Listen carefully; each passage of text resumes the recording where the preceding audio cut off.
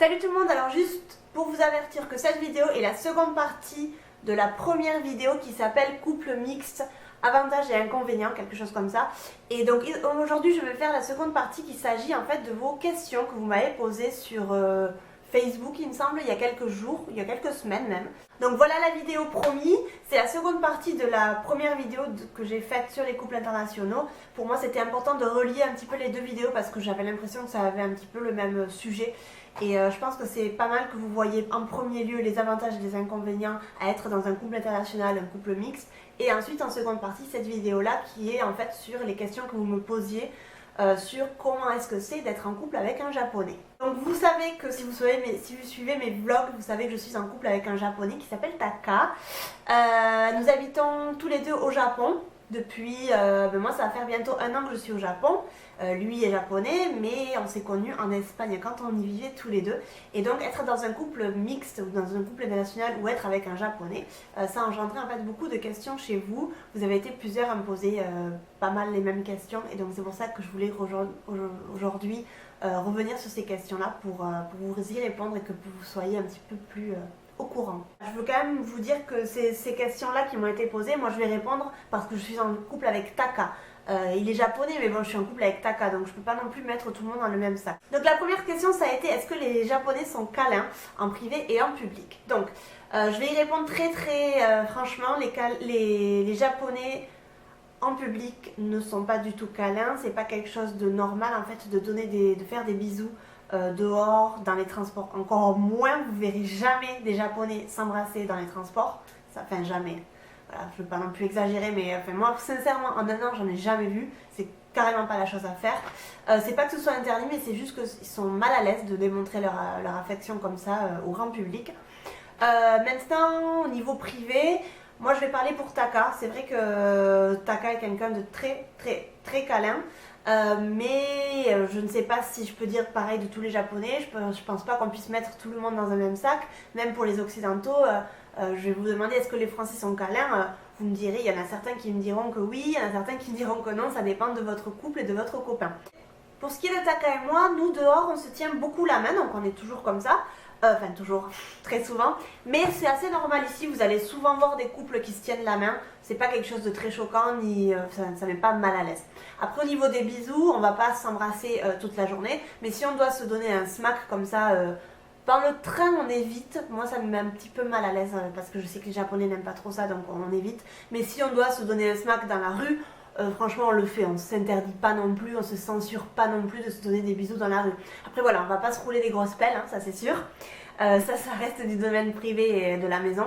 Mais si on doit se donner un petit bisou, on va pas non plus trop se priver ou se censurer juste parce que voilà, ça se fait pas trop ici. Après on est très respectueux, je veux dire, mais bon, si on doit se donner un petit bisou, c'est pas très grave. Pareil si on est avec des amis, moi j'ai jamais vu des amis à eux s'embrasser, jamais. Mais ils savent très bien que nous, on le fait parce que ça nous semble complètement naturel. Et on va pas non plus se rouler des pelles devant les amis, hein, ça c'est sûr. Mais si on doit se donner quelques petits bisous ou un bisou comme ça, on le fera, il n'y a aucun problème. Ensuite on me demande s'ils sont romantiques. C'est pas le trait de caractère numéro 1 chez les japonais, hein, ça je vais vous le dire direct. Ramener des fleurs, etc., des surprises, ça fait pas partie de leur culture. Pas beaucoup en tout cas. Taka m'a quelques fois ramené des fleurs pour des occasions spéciales. C'est vrai que oui, ça sort de lui comme ça, je vais pas lui dire ramène-moi des fleurs. Après Taka il va être beaucoup dans le détail de si j'ai vu quelque chose qui me plaisait, enfin si on a vu quelque chose qui me plaisait ensemble, genre quelques jours après si vraiment j'en ai reparlé et tout, il m'a quelques fois fait la surprise de me ramener, par exemple la dernière fois il m'a offert des chaussures que j'avais vues, que j'avais vraiment aimées et je m'attendais absolument pas qu'il me les ramène et ça m'a presque fait pleurer parce que ça a été une surprise assez importante pour moi. C'était des chaussures assez chères et j'avais vraiment vu ces chaussures que j'aimais beaucoup, je les avais essayées, on les avait essayées ensemble et je savais pas si j'allais les acheter et puis 1 semaine après il s'est ramené avec les chaussures à la maison donc pour beaucoup fait plaisir, ça m'a fait très chaud au cœur. Après voilà, c'est pas quelqu'un qui va me ramener des fleurs tout le temps à la maison, hein. Il m'en a ramené peut-être 3 fois depuis que je vis ici au Japon, donc bon c'est pas voilà. Après oui, romantique, non je dirais pas qu'il est très romantique. Mais toutes ces petites attentions en fait qu'il a toujours avec moi, il me ramène toujours du chocolat ou des trucs que j'aime, pour moi ça me suffit amplement. On m'a demandé si les couples mixtes étaient bien vus au Japon. Maintenant, à l'heure actuelle, oui, c'est bien vu, il n'y a plus trop de problèmes à ce niveau-là. Avant, c'était un peu moins bien vu, je vais dire, parce que les familles étaient un peu plus traditionnelles. Et en fait, d'avoir une personne étrangère, blanche ou noire, en fait, enfin une personne qui n'est pas japonaise, dans la famille, et c'était un petit peu vu comme un peu la tâche ou le défaut. Maintenant, à l'heure actuelle, on est quand même en 2016 et puis les Japonais se sont un peu plus ouverts qu'avant. Ça reste assez normal. Je connais beaucoup de gens qui ont au moins dans leur cercle d'amis un couple mixte ou dans leur famille, etc. Donc ça reste assez un peu plus banal, on va dire.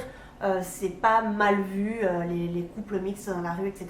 C'est assez, en fait, c'est pas mal vu, mais les gens sont curieux. Donc ça reste quand même un thème d'attraction, un petit peu un sujet d'attraction. Un sujet intéressant en fait pour eux. Donc on va toujours avoir des questions et commencer d'être en couple avec quelqu'un qui n'est pas de ta religion, enfin de ta nationalité. Va y avoir beaucoup de questions comme ça, mais ça part pas de la critique, sinon ça part vraiment de la curiosité et c'est franchement tout est positif. Moi j'ai jamais ressenti de racisme à ce niveau-là, ni de ses parents, ni de sa famille, ni de ses amis. J'ai toujours été super bien acceptée. Partout, sincèrement, j'ai aucun problème avec ça. Ça rejoint aussi une question qu'on m'avait demandé, est-ce que tu as bien été acceptée par sa famille, par ses amis? Oui, j'ai eu aucun problème, j'avais franchement pas beaucoup, enfin au début j'étais un petit peu nerveuse pour ses parents, parce que je suis la première en fait étrangère de la famille, donc j'étais un petit peu nerveuse à ce niveau-là, j'étais un petit peu stressée, mais t'as quand même vite rassuré en me disant que ses parents étaient très ouverts et il n'y avait aucun problème à ce niveau-là, et sincèrement j'ai eu aucun problème. Si vous n'avez pas vu ma vidéo, je vous avais fait une vidéo sur mes beaux-parents japonais. Je vous la mettrai dans la barre d'infos. Allez la voir parce que je vous parle un petit peu de comment est-ce que j'ai connu ses parents, comment est-ce que c'est passé et ma relation actuelle avec eux maintenant. Voilà, allez voir la vidéo si ça vous intéresse. Ensuite, on me demande si est-ce qu'on est regardé dehors. Donc oui, et Dieu sait que, oh là là, on est vraiment regardé beaucoup dehors. Je pense qu'à Tokyo, c'est un peu plus normal de voir des étrangers en couple et des étrangers tout court. Mais à Osaka, c'est un peu moins, enfin, c'est une ville un peu plus petite déjà, donc voilà, il y a moins d'étrangers. Oui, on est beaucoup regardés. Et c'est drôle parce que souvent, on me regarde à moi en premier, ensuite on regarde Taka et ensuite on me re-regarde.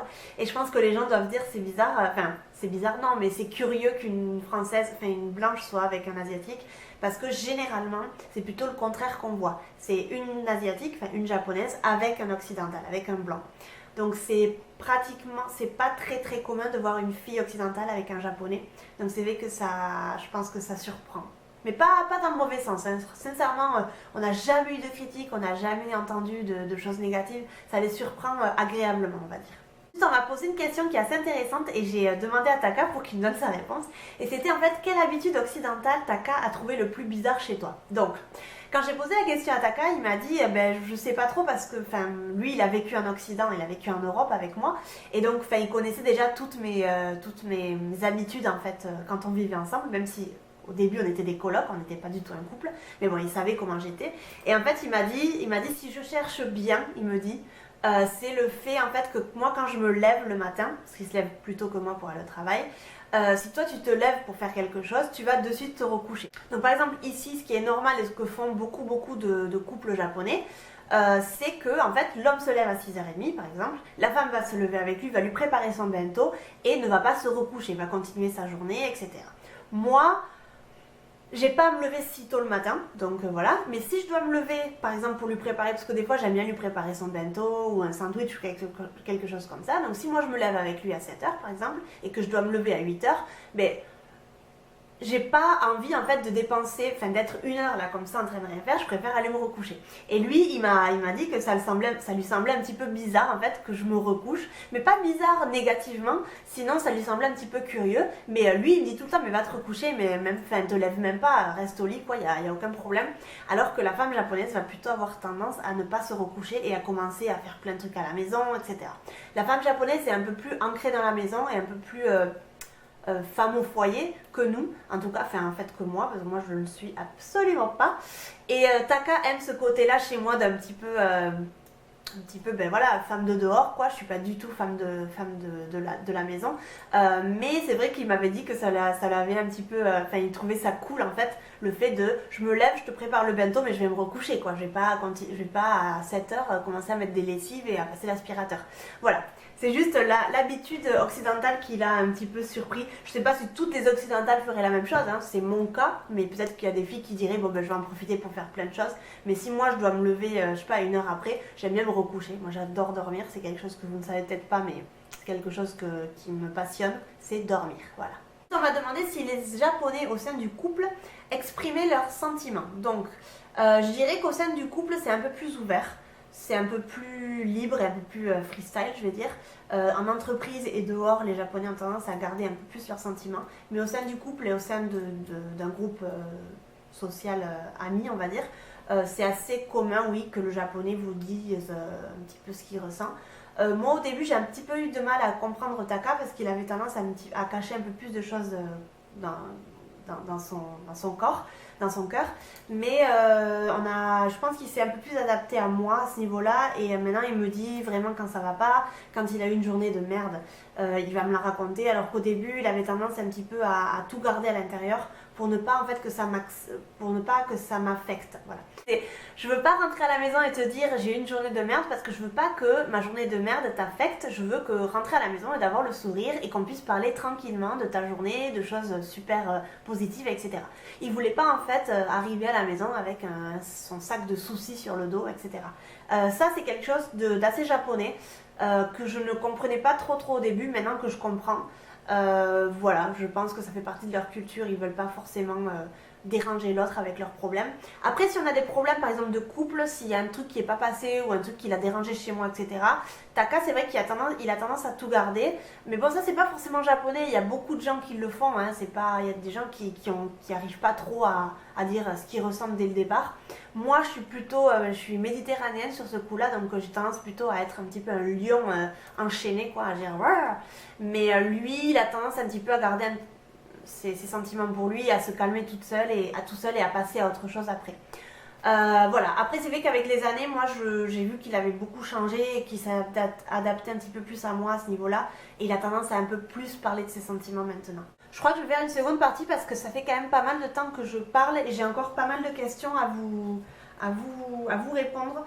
Donc voilà, je vais m'arrêter là pour cette vidéo-là et puis je vais vous filmer la seconde partie, comme ça vous l'aurez quelques jours plus tard. Si vous avez apprécié cette vidéo, n'hésitez pas à me mettre un pouce vert, donc à liker la vidéo, ça m'aiderait énormément à me faire un peu plus connaître.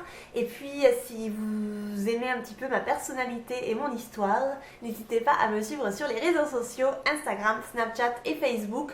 Je snap toute la journée pratiquement, donc vous pouvez voir un petit peu ma vie. Voilà, je vous fais de très gros bisous, je vous dis à la prochaine.